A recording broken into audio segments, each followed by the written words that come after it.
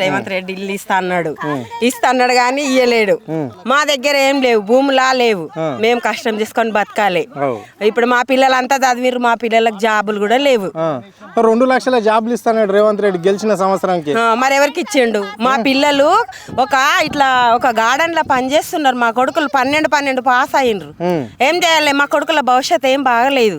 మేము ఇట్లా కష్టం చేయాలి, మంది దగ్గరికి పోవాలి, మేము కష్టం చేయాలి. అరే నువ్వు ఇల్లు లేదంటున్నావు అమ్మా. కాంగ్రెస్ పార్టీ గెలిచిన ఏడాదికే రాష్ట్రంలో పేదవాళ్ళకి అందరికి ఇండ్లు ఇస్తాము, ప్రతి సంవత్సరము 4 లక్షల ఇండ్లు ఇస్తామన్నారు.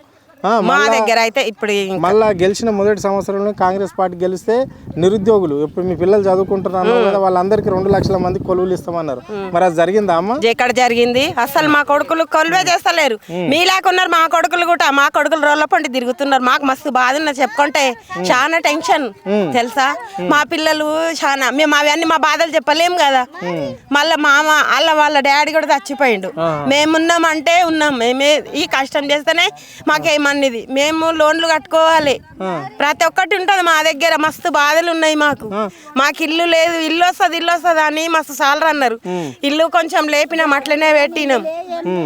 అన్ని మస్తు బాధలు ఉన్నాయి. ఎవరేమీ లేరు చూడు. మాకేం గ్యాస్ ఏ వాడతలేవు. మా కరెంట్ బిల్లు అస్సలు మాపే కాలేదు మాకైతే. మరి ఇంకా ఇది అన్ని బాధలు మస్తున్నాయి. అవి కూడా మాపి కాలేవు మా దగ్గర. మేము నెలకు మళ్ళా బ్యాంకులో పైసలు కట్టాలి. పైసలు కట్టకుంటే మళ్ళా మాకు మిత్తితో పైసలు వేస్తారు. అన్ని మస్తు బాధలు ఉన్నాయి మాకు. అంతే. ఇక్కడ అప్లై చేసుకున్నారా మరి ఇప్పుడు 6 గ్యారెంటీలకు? మీరు 6 అన్నిటికీ అప్లై చేసినాం కానీ ఇంకా రాలేవు. ఇవి వస్తాయేమో చెప్పలేము కానీ. ఎప్పుడైనా పోయినావా అమ్మ బస్సులో? పోయినాం. ఎట్లుంది మరి బస్ పరిస్థితి? బస్సు ఎట్లా మస్తు మంది ఎక్కడ మస్తు పిట్టు మంది. ఇక్కడ మహిళలను మనం చూస్తున్నాం కదా, ఏది చూసినా ఏది చెప్పినా ఈ విధంగా మొత్తం నడుస్తుంది. అంటే ఇప్పటి వరకు ప్రభుత్వము ఏది కూడా మాకు అందియడం లేదు అని చెప్పేసి వాళ్ళు చెప్పడం అనేది జరుగుతున్నారు. ఏదో పేరుకు మాత్రమే 6 గ్యారెంటీలు అని చెప్పేసి ఫాములు నింపుకున్నారు తప్ప కానీ ఇప్పటి వరకు ఏ పథకం కూడా మాకు అందడం లేదు అని చెప్పేసి ఇక్కడ మహిళలు చెప్పడం అనేది జరుగుతుంది. అంటే కొంతమంది పెన్షన్ల విషయంలో ఇబ్బందులు పడుతున్నారు, పెన్షన్లు లేక. మరి కొంతమంది అయితే వాళ్ళ పిల్లలు అంటే చదువుకొని కూడా ఖాళీగా ఉంటున్నారు. ప్రభుత్వం 2 లక్షల ఉద్యోగాలు వేస్తున్నది.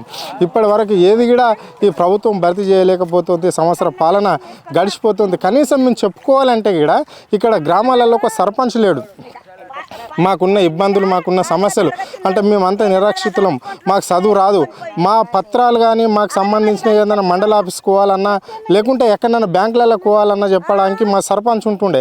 ఆ సర్పంచ్ కానీ చెప్దామనుకుంటే ఆ సర్పంచ్గా లేడు. ఇక్కడ మనం ఎవరు పట్టించుకోవడం లేదు ఈ కాంగ్రెస్ పాలనలో. ఇప్పుడు ప్రభుత్వం మాత్రము ఉత్సవాలు చేస్తుంది, 1 ఇయర్ పాలన కంప్లీట్ సక్సెస్ఫుల్ అయిందని. కానీ అది అంటిది ఏం జరుగుతలేదు గ్రామాలలో అని చెప్పేసి మహిళలు చెప్పడం అనేది జరుగుతుంది. అంటే మేము కూలీనాలు చేసుకొని బతికేటోళ్ళము, చిన్న పనులు చేసుకొని బతికేటోళ్ళం. ప్రభుత్వం ఇస్తున్న ఏ ఒక్క హామీ కూడా మాకు ఇక్కడ ఏది కూడా మాకు అందడం లేదు. ప్రభుత్వం ఇస్తున్న పథకం ఏది కూడా మాకు అందడం లేదని చెప్పేసి వాళ్ళు స్పష్టంగా చెప్పడం జరిగింది.